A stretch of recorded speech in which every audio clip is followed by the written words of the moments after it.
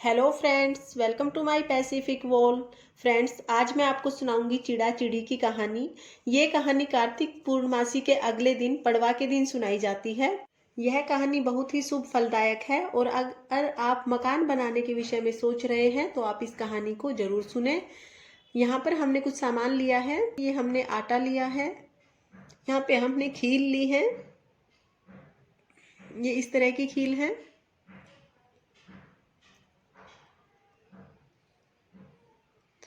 ये हमने चावल और दाल की खिचड़ी ली है। ये हमने 2 मोमबत्ती ली है। यहाँ पर हम आटा लेंगे। ये आटा हम बगैर नमक के गूंदेंगे। और ये हमने 5 दिए ले लिए हैं। तो ये सामान हम लेंगे इस कहानी को सुनने के लिए। तो चलिए सबसे पहले हम घर बना लेते हैं। यहाँ पर हम दक्षिणा अपनी इच्छा के अनुसार रखेंगे। और अब हम घर बनाएंगे। यहाँ पर हम आटे से बनाएंगे घर। जिस भी जगह पर आप पूजा करें उसे पहले साफ कर लें और उसके बाद इस तरह से आप घर बनाएं। या घर आप अपनी इच्छा के अनुसार किसी भी डिजाइन का बनाएं, कितने भी कमरे का बनाएं, वो आपकी इच्छा पर डिपेंड करता है। यहाँ पर मैं इस तरह से मकान बना लूंगी। फ्रेंड्स, जो लोग बहुत दिन से मकान बनाने के बारे में सोच रहे हैं वो इस कहानी को जरूर सुने, क्योंकि ऐसा माना जाता है कि जो लोग ये कहानी सुनते हैं उनकी मकान बनाने की इच्छा बहुत ही जल्द पूरी हो जाती है। तो अगर आप ऐसा सोच रहे हैं, मकान बनाना चाहते हैं, तो आप भी इस कहानी को जरूर सुने। और वैसे भी कार्तिक मास के बाद जब पड़वा आती है उस दिन ये कहानी सुनना बहुत ही फलदायक माना जाता है, बहुत ही शुभ होता है ये। तो इस तरह से हम मकान बना लेंगे। ये मैं आटे से मकान बना रही हूँ। तो इस तरह से मकान बनाएंगे हम लोग। यहाँ आप अपनी इच्छा के अनुसार कमरे बना लेंगे। 2, 3, 4, 5 जितने भी कमरे आप चाहें उस हिसाब से आप बनाएं और इनका दरवाजा छोड़ते चले जाएं। इस तरह से मैं यहाँ पर 3 कमरे बनाऊंगी। और यहाँ पर मैंने दरवाजे के लिए थोड़ी जगह छोड़ दी है। मैंने यहाँ पर दरवाजा छोड़ दिया है। इसी तरह दूसरे कमरे में भी दरवाजा छोड़ दूंगी और इसी तरह तीसरे कमरे का दरवाजा है। तो इस तरह से हमने ये 3 कमरे बना लिए हैं। अब हम आटे से 2 कमरे और बनाएंगे। और ये साइड में मैं इसका दरवाजा छोड़ दूंगी। और अब हम एक कमरा और बनाएंगे इधर की तरफ। यहाँ पर मैंने एक कमरा और बना लिया है। और अब हम हर एक कमरे में खील रख देंगे जो हमने खील ली थी। और इसके बाद मैंने लिया है आटा। थोड़ा सा आटा लेके मैं इससे चिड़ा बनाऊंगी। तो देखिए, पहले मैं इससे चिड़ा बनाऊंगी। ये इसको एक चिड़े की शेप में बना देंगे हम इस तरह से। ये बस हमें एक आकृति मात्र बनानी है कि हमें देखने में लगना चाहिए कि चिड़िया और चिड़ा है। इस तरह से हम बनाएंगे और इसको मकान में बिठा देंगे। इस तरह से हमने इसे बना लिया है।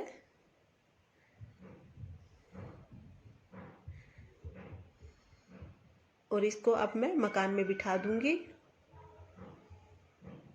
यहाँ पर मैंने इसे बिठा दिया है। अब हम चिड़िया बनाएंगे। थोड़ा सा आटा और लूंगी मैं और इसी तरह से जैसे हमने चिड़ा बनाया था उसी तरह से मैं चिड़िया बना लूंगी।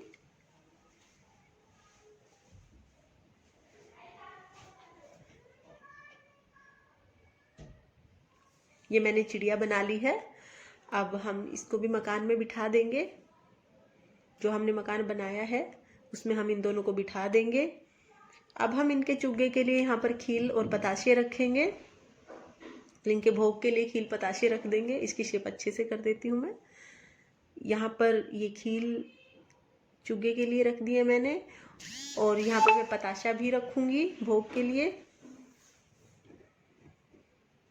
ये मैंने पताशा रख दिया है।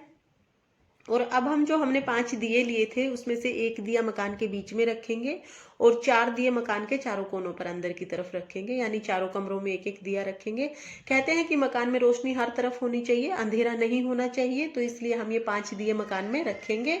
और जो हमने 2 मोमबत्ती ली थी वो हम घर के बाहर दोनों दरवाजों के साइड में, यानी गेट के साइड में रखेंगे इस तरह से। तो इस तरह से ये हम मकान तैयार कर लेंगे और अब हम सुनेंगे चिड़ा चिड़ी की कहानी। तो चलिए चिड़ा चिड़ी की कहानी सुनना शुरू करते हैं। एक बार 4 चिड़िया थी। चारों बहुत अच्छी सहेलियां थी और चारों एक साथ कार्तिक स्नान करती थी। कार्तिक स्नान के बाद पड़वा आई। पड़वा के दिन चारों ने सोचा कि चलो आज खिचड़ी बनाते हैं। खिचड़ी बनाने के लिए एक चिड़िया चावल लेकर आई, एक चिड़िया दाल लेकर आई और एक चिड़िया घी लेकर आई। इस तरह से चारों ने मिलकर खिचड़ी बना ली। खिचड़ी बनाने के बाद चारों चिड़िया ने सोचा कि चलो नहाकर आते हैं, आने के बाद खिचड़ी खाएंगे। तो सबसे पहले एक चिड़िया आई, उसे बहुत भूख लगी हुई थी। तो उसने देखा कि खिचड़ी बनी हुई है, तो उसने खिचड़ी की भाप खा ली। दूसरी चिड़िया आई, उसने पानी पी लिया। तीसरी चिड़िया आई, उसने खिचड़ी खा ली। लेकिन जब तक चौथी चिड़िया आई तब तक खिचड़ी खत्म हो चुकी थी, खिचड़ी नहीं बची थी। तो चौथी चिड़िया ने जो खिचड़ी का खुरचन था वो खुरचन खा लिया। कुछ समय के बाद चारों चिड़िया मर गई और जिस चिड़िया ने भाप खाई थी वो चिड़िया राजा के घर राजकुमारी बनी। जिस चिड़िया ने पानी पिया था वो कुम्हार की लड़की बनी और जिस चिड़िया ने खिचड़ी खाई थी वो ब्राह्मण की बेटी बनी। इसके बाद जिस चिड़िया के लिए खिचड़ी नहीं बची थी, जिसने खुरचन खाया था, वो हथिनी बनी। कुम्हार की लड़की राजा के यहाँ पर दासी बन गई। ब्राह्मण की जो लड़की थी वो राजकुमारी की सहेली बन गई, यानी कि जो राजा की बेटी थी राजकुमारी उसकी सहेली बन गई। और जो हथनी थी वो भी राजा के यहाँ पर ही रहने लगी। राजकुमारी को पिछले जन्म की सभी बातें याद थी। राजकुमारी की जब शादी हुई और उसके बाद जब वो विदा होने लगी तो उसने अपने पिताजी से कहा कि पिताजी, मैं अपनी सहेली को और अपनी दासी को अपने साथ लेकर जाऊंगी। राजा खुशी खुशी मान गया, क्योंकि राजा को कोई दिक्कत नहीं थी। राजा ने कहा कि ठीक है, आप अपनी सहेली और अपनी दासी को अपने साथ ले जाओ। उसके बाद राजकुमारी ने कहा कि मुझे वो हथिनी चाहिए और मैं उसको भी अपने साथ लेकर जाऊंगी। राजा ने नौकर को कहा कि हथनी को ले आए। नौकर हथनी को लेकर आ गया, लेकिन हथनी राजकुमारी के साथ जाने के लिए तैयार ही नहीं थी। तो राजकुमारी ने क्या किया कि हथनी के पास गई और उसके कान में जाकर पिछले जन्म की सारी बातें बता दी। पिछले जन्म की बातें सुनकर हथनी शांत हो गई और राजकुमारी के साथ जाने के लिए तैयार हो गई। जब राजा ने देखा कि राजकुमारी ने हथनी के कान में कुछ कहा है और उसके बाद हथनी जाने के लिए तैयार हो गई है, तो राजा को गुस्सा आया और राजा ने अपनी तलवार निकाल ली। राजा ने पूछा कि बताओ तुम कौन हो और पशुओं की भाषा कैसे जानती हो। तो राजकुमार ने पिछले जन्म की सारी बातें बताई।